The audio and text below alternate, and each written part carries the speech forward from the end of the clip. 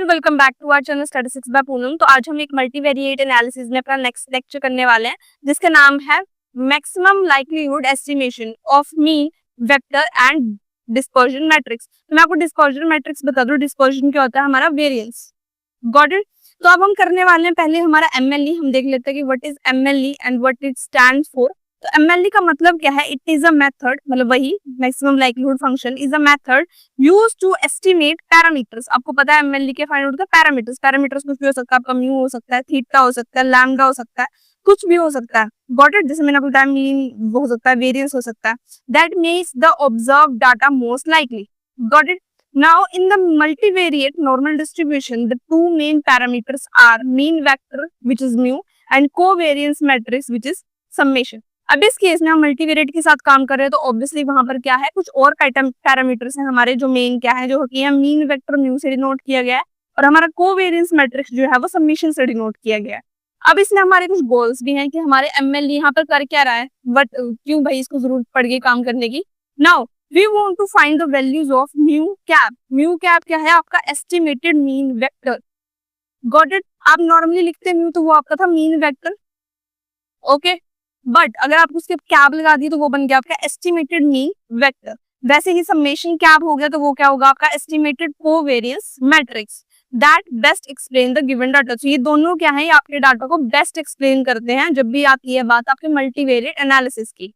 Got it. अब हम next करते हैं एस्टिमेटिंग द मीन वेक्टर। अभी हमने क्या किया, मीन वेक्टर्स देखे, एस्टिमेटेड मीन वेक्टर। अब हम एक एक करके इन दोनों को कर रहे हैं कि एस्टिमेटेड मीन वेक्टर का मतलब क्या है।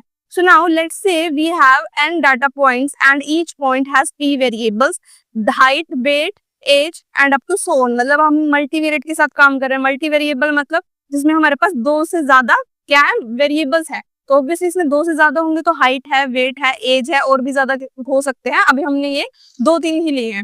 Now next is let x1 x2 up to xn be the observations. हमारे पास ये x1 x2 up to xn क्या है, हमारी ऑब्जर्वेशंस है। ईच xi, अब हमने इसको xi लिख दिया, मतलब इनको हमने अब तो जितने भी हमारे xi is a p dimensional vector. Okay, now then the MLE for the mean vector is, ये हमारा क्या आ गया, मेन फॉर्मूला है, इसको प्लीज लर्न कर लें।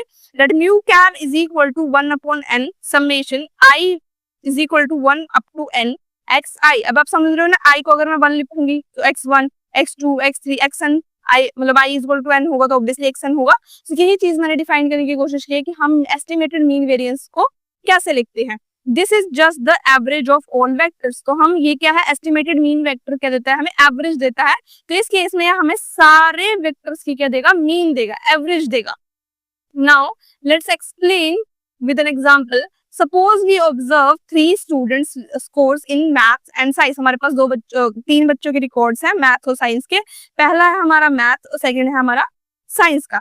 तो पहला बच्चा है उसके 70 और 80 मार्क्स आए, सेकंड के 75 और 85 मार्क्स आए, और थर्ड के कितने आए, 65 और 78। ओके, अब हमें क्या निकालना है, म्यू कैप निकालना है। म्यू कैप क्या बताया हमने, एस्टिमेटेड मीन वेक्टर। तो मैंने क्या बताया था, 1 upon n summation i is equal to 1 n up to xi। तो अभी ये देखा x1 भी है हमारे पास, x2 भी और x3 भी है, हमें तीनों के निकालने हैं। 1 अपॉन n कितने, मतलब मेरे पास कितने स्टूडेंट्स है, 3 स्टूडेंट्स है, तो 1 upon 3 x1 plus x2 plus x3 is equal to कितना जगह, 1 अपॉन 3। ऐड कर दो पहले 70 प्लस 75 प्लस 65, ये पहली वाले रो में, फिर 80 85 और 78। क्यों? क्योंकि मैट्रिक्स की फॉर्म में, तो मैट्रिक्स की फॉर्म में ही लिखना है। इसके बाद इनको ऐड करके 3 से डिवाइड करके हमारे पास वैल्यू आई 70 और 81। ये मीन एवरेज आया कि मीन मतलब ये है कि मेरे पास जो आंसर्स है वो कितने हैं, ये है। Now estimated mean maths is equal to 70 and science is equal to 81। अब एस्टिमेटिंग द कोवेरियंस मैट्रिक्स, हमने एस्टिमेटेड मीन वेक्टर तो देख लिया, अब हम करेंगे कि हमारे पास ये कोवेरियंस मैट्रिक्स कैसे आता है। पहले तो हम इसको फॉर्मूला देख लेते हैं। The MLE for the covariance matrix is summation cap, वही मैंने बताया एस्टिमेटेड हम कैसे लिखते हैं, कैप लगा के, is equal to 1 upon n, जो ही हमारे नंबर ऑफ ऑब्जर्वेशंस कह सकते हो आप, नंबर ऑफ डाटा पॉइंट्स कह सकते हो, summation i is equal to n xi minus mu cap, जो भी हमने म्यू कैप निकाला ये वाला। तो आपको सबसे पहले अगर क्वेश्चन में बोल रहा है कि कोवेरियंस मैट्रिक्स निकालो, तो पहले आपको मीन वेक्टर निकालना पड़ेगा, मींस एस्टिमेटेड मीन वेक्टर। उसके बाद आपको जो ये आया उसका क्या निकालना है, आपको ट्रांसपोज, मतलब ट्रांसपोज किसके साथ मल्टीप्लाई होगा, इस वाली वैल्यू के साथ। Got it. Now this calculates how much the variable spread out and vary together। मतलब ये क्या बताता है हमें कि हमारा वेरिएबल जो है वो कितना स्प्रेड आउट हो रहा है, वही बताता है ना हमारा वेरिएंस। तो got it. Now what does it means, अब इसका मीन क्या है। First of all the diagonal elements variances spreads of each variable. जब भी हमारे पास फॉर एग्जांपल ये है तो हमारे पास जो डायगोनल में जो वैल्यूज आती हैं वो क्या बताती है, हमें वेरिएंस बताती है। और जो ऑफ डायगोनल एलिमेंट्स होते हैं, मतलब ये वाले हो गए, ये वाला हो गया, ये वाला हो गया, ये वाला हो गया, ये क्या बताता है हमें, covariance, how variables move together. So variance और कोवेरिएंस में अलग अलग डिफरेंस है। वेरिएंस हमें बताता है वो कितना फैला हुआ है, कितना अपार्ट है एक दूसरे से। और जो ऑफ डायगोनल एलिमेंट्स होते हैं वो हमें कोवेरिएंस बताता है, जो हमें बताता है कि वेरिएबल्स एक दूसरे के साथ कैसे ट्रेवल कर रहे हैं, कैसे मूव कर रहे हैं। नाउ नेक्स्ट एग्जाम्पल है रिलेटेड टू कोवेरिएंस। अभी मैंने बताया आपको, पहले आपको एस्टिमेटेड मीन वेक्टर निकालना है। तो ध्यान में रखना है, अगर आपको ये नहीं निकालने आ रहा है तो प्लीज आप बता सकते हो कि आपको कहाँ पर इसकी मतलब डिफिकल्टी आ रही है। तो हमने वही एग्जाम्पल ले रखा है that using the same 3 students and mu is equal to 70 and 81 हमने निकाला था इसका एस्टिमेटेड। ओके, नाउ मैंने क्या करना है कि मेरे पास जो भी x1 जो मैंने दिया था, x1 x2 और x3, जो हमारे पास ये 3 वैल्यूज थी, ये वाली, ओके ये वाली जो 3 वैल्यूज थी, इससे हमें माइनस क्या करना है, ये वाली वैल्यू जो हमारे पास म्यू कैब आई है। तो इसको करने के लिए हम कैसे करेंगे, जब भी हम उसको माइनस करेंगे तो देख लो 70 और 81 था, उसमें हमारे पास वैल्यू थी, आपको मैं दे देती हूँ, 70 और 80 थी। तो 70 और 80 से 81 माइनस किया तो ये 0 और -1, तो ये तो हमने ब्रैकेट में लिख दिया। Got it. सेकंड में थी हमारे पास 75 और 85, तो इसको माइनस कर दो, कितना आएगा 5 और 4, वही हमने लिखा। थर्ड में भी हमने वैसे ही किया।